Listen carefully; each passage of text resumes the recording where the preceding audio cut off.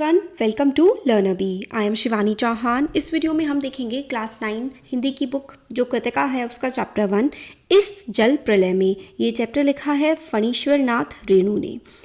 मेरा गांव इस इलाके में है जहां हर साल पश्चिम, पूरब और दक्षिण की कोसी, पनार, महानंदा और गंगा की बाढ़ से पीड़ित प्राणियों के समूह आकर पनाह लेते हैं।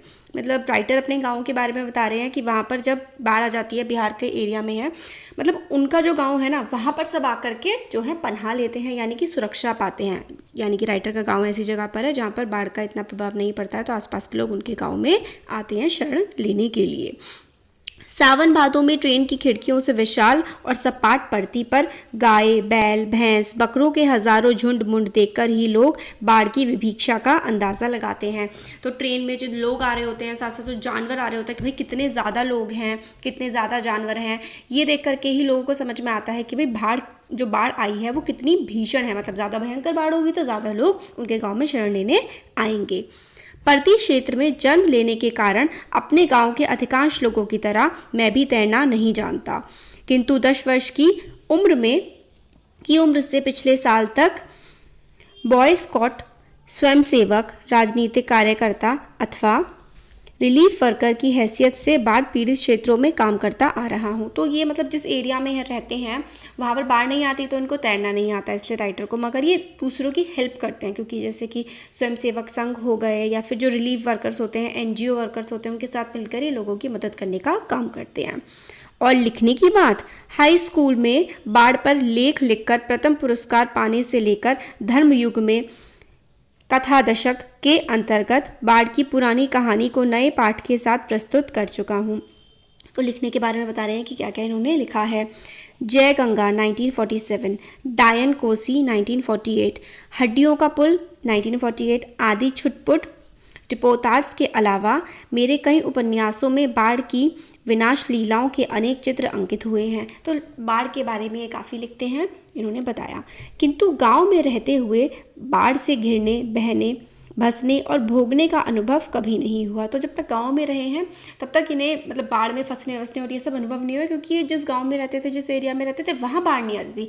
वहाँ बाढ़ से पीड़ित लोग रुकने के लिए आते थे जब उनके गाँव में बाढ़ आ जाती थी, दूसरों के, राइटर के गाँव में बाढ़ नहीं आती थी। वह तो पटना शहर में सन 1967 में ही हुआ। बाढ़ से इनका सामना 1967 में हुआ जब ये पटना में थे। अब 18 घंटे की अविराम वृष्टि के कारण पुन का पानी राजेंद्र नगर, कंकड़बाग तथा अन्य निचले हिस्सों में घुस आया था, क्योंकि बारिश बहुत ज़्यादा हुई थी इसलिए पानी अब जगह जगह भरने लगा था। अर्थात बाढ़ को मैंने भोगा है शहरी आदमी की हैसियत से। तो जब शहर में रहना इन्होंने शुरू करा तब इन्होंने बाढ़ को देखा। इसलिए इस बार जब बाढ़ का पानी प्रवेश करने लगा, पटना का पश्चिमी इलाका छाती भर पानी में डूब गया, तो हम घर में ईंधन, आलू, मोमबत्ती, दिया सलाई, पीने का पानी और कंपोस्ट की गोलियां जमाकर बैठे हुए प्रतीक्षा करने लगे। तो जो बाढ़ जब आती है तब जो सामान ज़रूरत के होते हैं वो सब इकट्ठा करके, दिया सलाई यानी कि माचिस और मोमबत्ती अंधेरे से बचने के लिए, तो ये सब इकट्ठा करके ये लोग बैठ गए। सुबह सुना राजभवन और मुख्यमंत्री निवास प्लावित हो गया है, मतलब बाढ़ का पानी वहां तक भी चढ़ गया है, मुख्यमंत्री निवास तक भी। दोपहर में सूचना मिली गोलघर जल से घिर गया है। यूं सूचना बंगला में इस वाक्य से मिली थी, जानो गोलघर डूबे गोछे। और 5 बजे जब कॉफ़ी हाउस जाने के लिए तथा शहर का हाल मालूम करने निकला तो रिक्शे वाले ने हंसकर कहा, अब कहाँ जाएगा, कॉफ़ी हाउस में तो अबले पानी आ गया होगा। तो कॉफ़ी हाउस कैसे जाओगे, कॉफ़ी हाउस में तो अब तक पानी भर गया होगा।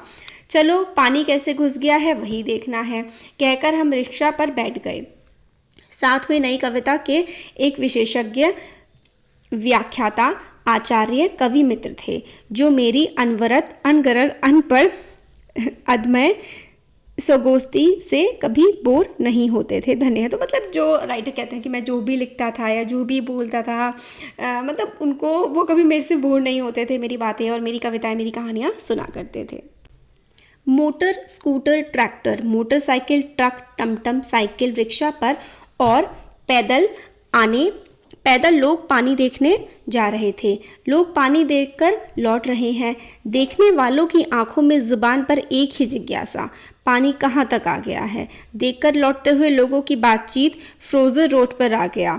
आ गया क्या, पार कर गया। Shri Krishnapuri, Pataliputra colony, boring road, industrial area का कहीं पता नहीं। अब भट्टाचार्य नगर पर पानी आ गया होगा। छाती भर पानी है। विमेंस कॉलेज के पास डुबाव पानी है।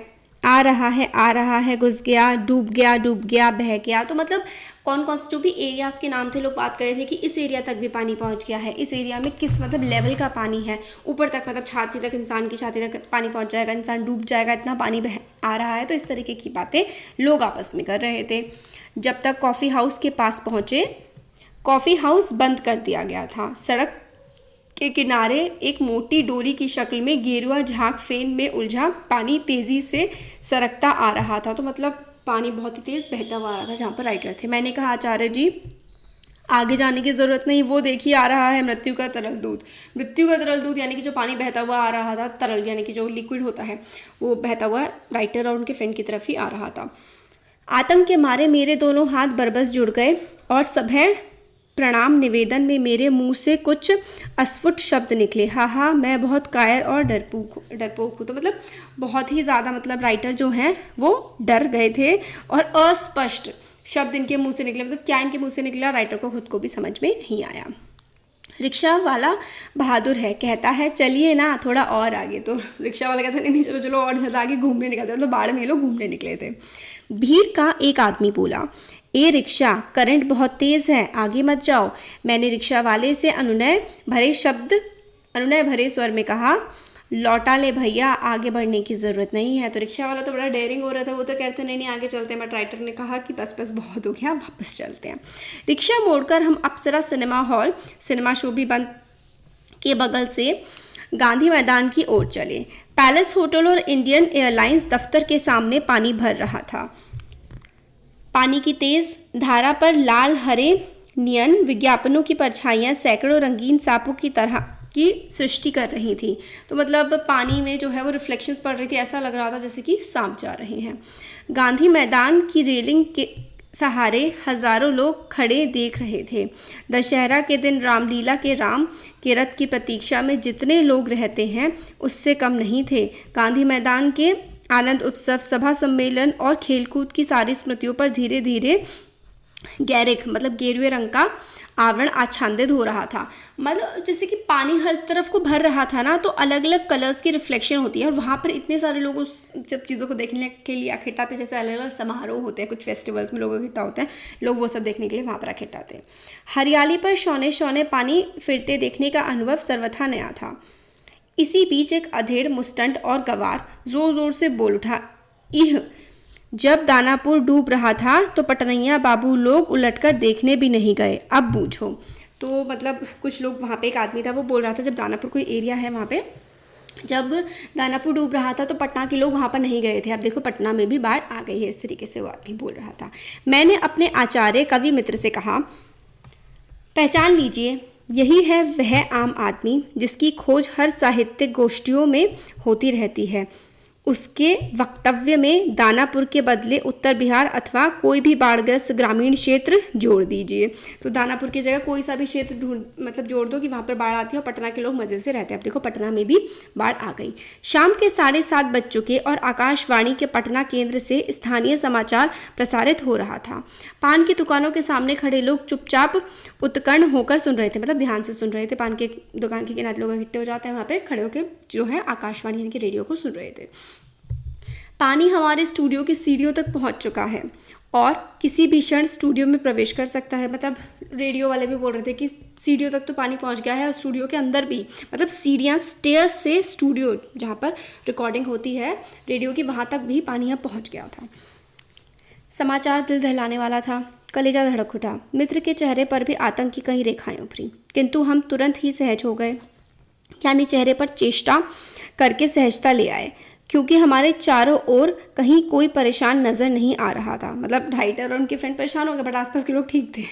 पानी देखकर लौटते हुए लोग आम दिनों की तरह हंस बोल रहे थे, बल्कि आज तनिक अधिक ही उत्साहित थे। हाँ, दुकानों में थोड़ी हड़बड़ी थी। नीचे के सामान ऊपर किए जा रहे थे। रिक्शा, टमटम, ट्रक और टेम्पो में पर सामान लादे जा रहे थे, मतलब ताकि नीचे वाला सामान खराब ना हो, लोग ऊपर की तरफ उसको रख रहे थे। खरीद बिक्री बंद हो चुकी थी। पान वालों की बिक्री अचानक बढ़ गई थी। अनास संकट से कोई प्राणी आतंकित नहीं दिख रहा था। मतलब ये जो संकट आया हुआ था, ये जो दिक्कत आई हुई थी, पास आए हुए संकट से कोई भी परेशान नहीं था। पान वाले के आदमकद आईने में उतरे लोगों के बीच हमारी ही सूरतें मुहर्रम नज़र आ रही थी। मतलब बस राइटर और उनके फ्रेंड ही परेशान हो रहे थे, बाकी सब लोग तो खुश थे, मतलब ठीक थे, मज़े ले रहे थे। मुझे लगा अब हम यहाँ थोड़ी देर भी ठहरेंगे तो यहाँ खड़े लोग किसी भी क्षण ठहाका मारकर हम पर हंस सकते हैं। ज़रा इन बुज़दिलों का हुलिया देखो, क्योंकि वहाँ ऐसी ही बातों पर चारों ओर से उछाली जा रही थी। एक बार डूब ही जाए धनुषकोटि की तरह पटना लापता ना हो जाए कहीं। तो धनुषकोटि लापता हो गया था, मतलब कि लोग ऐसे कहते हैं ठीक है एक बार तो पटना डूब ही जाए, इस तरीके की बातें लोग आपस में कर रहे थे। सब पाप धुल जाएंगे, चलो गोलघर के मुंडे पर ताश की गड्डी लेकर बैठ जाएं। बिस्कोमान बिल्डिंग की छत पर क्यों नहीं भाई, यही माकूल मौका है। इनकम टैक्स वालों को एन ऐसे मौके पर काले कारोबारियों के घर पर छापा मारना चाहिए। आसानी बामाल। तो मतलब अलग अलग बातें कर रहे थे कि जो टैक्स की चोरी करते हैं इनकम टैक्स वालों को इस समय पर लोगों के घर में छापा मारना चाहिए, क्योंकि जो नीचे दबा रखे होंगे ना वो ऊपर निकाल दिए होंगे। तो इस तरीके की बातें लोग आपस में कर रहे थे। राजेंद्र नगर चौराहे पर मैगजीन कॉर्नर की आखिरी सीढ़ियों पर पत्र पत्रिकाएं पूर्ववत बिछी हुई थी, तो मैगज़ीन लगी हुई थी हर तरफ। सोचा एक सप्ताह की खुराक एक ही साथ ले लूँ। क्या क्या ले लूँ? हेडली चेज या एक सप्ताह की फ्रेंच जर्मन सिखा देने वाली किताबें अथवा योग सिखाने वाली कोई सचित्र किताब। तो बहुत सारी किताबें थी, तो राइटर ने सोचा चलो कोई किताब ले लूँ क्या, बट किताब लूँ तो कौन सी लूँ। मुझे इस तरह किताबों को उलटते पलटते देखकर दुकान का नौजवान मालिक कृष्णा पता नहीं क्यों मुस्कुराने लगा। किताबों को छोड़ कई हिंदी, बांग्ला और अंग्रेज़ी सिने पत्रिकाएँ लेकर लौटा। मतलब किताबों को देख के मैं उलट पुलट कर रहा था, तो जो मालिक था वो मुस्कुराने लगा और कुछ जो है वो उधर एंटरटेनमेंट वाली मैगजीन्स लेकर के वो आया। मित्र से विदा लेते हुए कहा पता नहीं कल हम कितने पानी में रहें। बहरहाल जो कम पानी में रहेगा वह ज़्यादा पानी में फंसे मित्र की सुधि लेगा। तो आपस में बात करने लगे कि तुम ज़्यादा पानी में फंसे रहोगे कि मैं, कि जो भी कम पानी में होगा वो एक दूसरे की मतलब मदद करेगा, सुधी लेगा, यानी कि हालचाल पूछ लेगा। फ्लैट में पहुंचा ही था कि जनसंपर्क की गाड़ी भी लाउड स्पीकर से घोषणा करती हुई राजेंद्र नगर पहुंच चुकी थी। हमारे गोलंबर के पास कोई भी आवाज़ चारों बड़े ब्लॉकों की इमारतों से टकराकर मंडराती हुई 4 बार प्रतिध्वनित होती है। मतलब बहुत ज़्यादा पास पास है तो आवाज़ जैसे एको होती है। सिनेमा अथा लॉटरी की प्रचार गाड़ी यहाँ पहुँचते ही भाइयों पुकारकर एक क्षण के लिए चुप हो जाती है। पुकार मंडराती हुई प्रतिध्वनित होती है, भाइयों भाइयों भाइयों। एक अलमस्त जवान रिक्शा वाला है जो अक्सर रात के सन्नाटे में सवारी पहुंचाकर लौटते समय इस गोलंबर के पास अलाप उठता है, सुन मेरे बंधु रे ए न सुन मोरे मितवा वाह वाह। मतलब गाना टाइप का गाने लगता है रिक्शा वाला। तो यहाँ पर जो है राइटर के आसपास गाड़ी जो है अनाउंसमेंट करने आ गई थी। गोलंबर के पास जनसंपर्क की गाड़ी से ऐलान किया जाने लगा। गोलंबर तो एरिया के पास, उस एरिया का नाम होगा। वहाँ पर गाड़ी ऐलान करने लगी, भाइयों ऐसी संभावना है कि बाढ़ का पानी रात्रि के करीब 12 बजे तक लोहानीपुर, कंकड़बाग और राजेंद्र नगर में घुस जाए, अतः आप लोग सावधान हो जाएं। तो मतलब राजेंद्र नगर में भी पानी आ सकता है, ऐसा अनाउंसमेंट करने के लिए गाड़ी आई थी। प्रतिध्वनि सावधान हो जाएं, सावधान हो जाएं। तो मतलब इस तरीके से सावधान हो जाएं, सावधान हो जाएं, यहाँ पर बाढ़ का पानी आ सकता है, ऐसी इन्फॉर्मेशन देने के लिए गाड़ी आई थी। मैंने गृह स्वामिनी से पूछा गैस का क्या हाल है, मतलब वाइफ से। बस उसी का डर है, अब खत्म होने वाला है। असल में सिलेंडर में मीटर उटर की तरह कोई चीज़ नहीं होने से कुछ पता नहीं चलता, क्योंकि मीटर वगैरह नहीं होता ना गैस में, तो पता नहीं लगता कि है या नहीं है। लेकिन अंदाज है कि 1 या 2 दिन कोयला है, स्टोव है, मगर किरासन एक ही बोतल। मतलब जो कैरोसिन है वो कम है। स्टोव वगैरह पहले चलते थे काफ़ी ज़्यादा, तो कैरोसिन का इस्तेमाल करते थे, बट कैरोसिन तो काफ़ी कम है। फ़िलहाल बहुत है। बाढ़ का भी यही हाल है, मीटर उटर की तरह कोई चीज़ नहीं होने से पता नहीं चलता कि कब आ धमके। मैंने कहा तो क्योंकि मीटर नहीं होता बाढ़ का भी, इसलिए पता नहीं लगता कि बाढ़ भी कब आ धमके। सारे राजेंद्र नगर में सावधान सावधान ध्वनि कुछ देर गूंजती रही। ब्लॉक के नीचे की दुकानों के सामान हटाए जाने लगे। मेरे फ्लैट के नीचे के दुकानदार ने पता नहीं क्यों इतना कागज़ इकट्ठा कर रखा था, एक अलाव लगाकर सुलगा दिया। हमारा कमरा धुएं से भर गया। तो नीचे के दुकानदार ने खूब जो है कागज़ इकट्ठा कर रखा था, उसने क्या करा, वो कागज़ जला दिया पूरा। सारा शहर जगा हुआ है। पश्चिम की ओर कान लगाकर सुनने की चेष्टा करता हूँ। हाँ, पीर मुहानी या सालिमपुर अहरा अथवा जनक किशोर नवल किशोर रोड की ओर से कुछ हलचल की आवाज़ आ रही है। लगता है 1-1:30 बजे रात तक पानी राजेंद्र नगर पहुंचेगा। सोने की कोशिश करता हूं लेकिन नींद आएगी भी नहीं। कंपोस्ट की टिकियां अभी नहीं। कुछ लिखूं किंतु क्या लिखूं? कविता शीर्षक बाढ़ आकुल प्रतीक्षा धत। तो मतलब राइटर कंफ्यूज रहे थे, करे तो क्या करें, इधर की आवाज़ें आ रही थी, उधर की आवाज़ें आ रही थी, सोच रहे थे कि कब तक उनके वहाँ बाढ़ का पानी आ जाएगा। अब उन्होंने फिर सोचा कि चलो कुछ लिख ही लेता हूँ, बट लिखूँ तो क्या लिखूँ।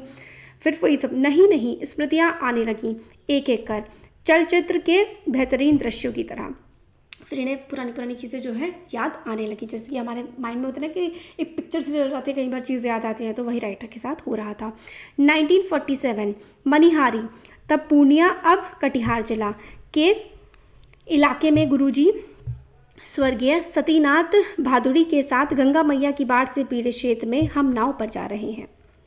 चारों ओर पानी ही पानी, दूर एक द्वीप जैसा बालूचर दिखाई पड़ा। हमने कहा वहाँ चलकर ज़रा चहलकदमी करके टांगे सीधी कर लें। मतलब ये 1947 की बात याद कर रहे हैं। मनिहारी जो है वहाँ पर अपने गुरुजी के साथ गए थे, तो बाढ़ पीड़ित इलाके में लोगों की मदद करने के लिए गए थे। तो एक टापू सा दिखा तो उन्होंने कहा कि चलो वहाँ पर थोड़ा घूम कर आते हैं। भादुड़ी जी कहते हैं, किंतु सावधान, ऐसी जगहों पर कदम रखने कि पहले ये मत भूलना कि तुमसे पहले ही वहाँ हर तरह के प्राणी शरणार्थी के रूप में मौजूद मिलेंगे, और सचमुच चींटी से लेकर सांप बिच्छू और लोमड़ी सियार तक यहाँ पनाह ले रहे थे। भादुड़ी जी की हिदायत थी, हर नाव पर पकाही घाव, पानी में पैर की उंगलियाँ सड़ जाती हैं, तलवों भी घाव हो जाते हैं, कि दवा दिया सलाई की डिबियाँ और केरोसिन तेल रहना चाहिए, और सचमुच हम जहाँ जाते खाने पीने की चीज़ से पहले पकाही घाव की दवाई और दिया सलाई की मांग होती। तो मतलब ये लोग मदद करने गए थे, तो खाने पीने की जो है चीज़ों से पहले जो एक्चुअली बीमार हो रहे थे ज़्यादा, मतलब बहुत ज़्यादा जब पानी में रहते हैं ना तो पैरों में घाव हो जाते हैं, तो उसकी दवाई लोग मांग रहे थे। ये 1947 की बात है। अब 1949 उस बार महानंदा की बाढ़ से घिरे वापसी थाना के एक गांव में हम पहुंचे। हमारी नाव पर रिलीफ के डॉक्टर साहब थे। गांव के कई बीमारों को नाव पर चढ़ाकर कैंप में ले जाना था। एक बीमार नौजवान के साथ उसका कुत्ता भी कुई कुई करता हुआ नाव पर चढ़ गया। डॉक्टर साहब कुत्ते को देखकर भीषण भयभीत हो गए और चिल्लाने लगे, आ रे कुकुर नहीं, कुकुर नहीं, कुकुर को भगाओ। बीमार नौजवान छप से पानी में उतर गया। हमारा कुकुर नहीं जाएगा तो हम हूँ नहीं जाएगा। तो मतलब एक बीमार नौजवान था, मतलब एक बीमार लड़का था, उसको जो है लेके जाना था कैंप में जहाँ पर सबका इलाज हो रहा था, तो उसका कुत्ता भी आ गया। डॉक्टर ने कहा कुत्ता नहीं जाएगा, तो उस आदमी ने कहा कुत्ता नहीं जाएगा तो मैं भी नहीं जाऊँगा। फिर कुत्ता भी छपाक पानी में गिर गया। हमारा आदमी नहीं जाएगा तो हम नहीं जाएगा, क्योंकि आदमी उतर गया तो उसका कुत्ता भी उसके साथ उतर गया। परमान नदी की बाढ़ में डूबे हुए एक मुसहरों की बस्ती में हम राहत बांटने गए, मतलब राहत का सामान जो है रिलीफ जैसे खाना दवाइयाँ वगैरह बांटने गए। खबर मिली थी कि वे कई दिनों से मछली और चूहों को झुलसाकर खा रहे हैं। तो लोग मतलब इतनी ऐसी हालत हो गई थी कि चूहे भी खा रहे थे, किसी तरह जी रहे थे वहाँ पर लोग। किंतु टोले के पास जब हम पहुँचे तो ढोलक और मजीरे की आवाज़ सुनाई पड़ी। जाकर देखा एक ऊंची जगह मचान बनाकर स्टेज की तरह बनाया गया है। बलवाही नाच हो रहा था। लाल साड़ी पहनकर काला कलूटा नटुआ दुल्हन का हाव भाव दिखला रहा था, यानी वह धानी घर छोड़कर मायके भागी जा रही है और उसका घरवाला पुरुष उसको मनाकर राह से लौटाने गया है। तो मतलब लोग परेशान हो गए थे, तो थोड़ा अपना एंटरटेनमेंट कर रहे थे एक्टिंग वगैरह करके। इस पद के साथ ही ढोलक पर द्रुत ताल बजने लगा, धड़ेंग धड़ेंग चचौके चकधुम चकधुम। तो मतलब इस तरीके की जो है ढोलक की आवाज़ें लोग गा रहे थे, नाच रहे थे, थोड़ा इन्जॉय कर रहे थे, क्योंकि अब इतनी ज़्यादा परेशानियाँ थी आसपास, तो थोड़ा इन्जॉय ही कर लें।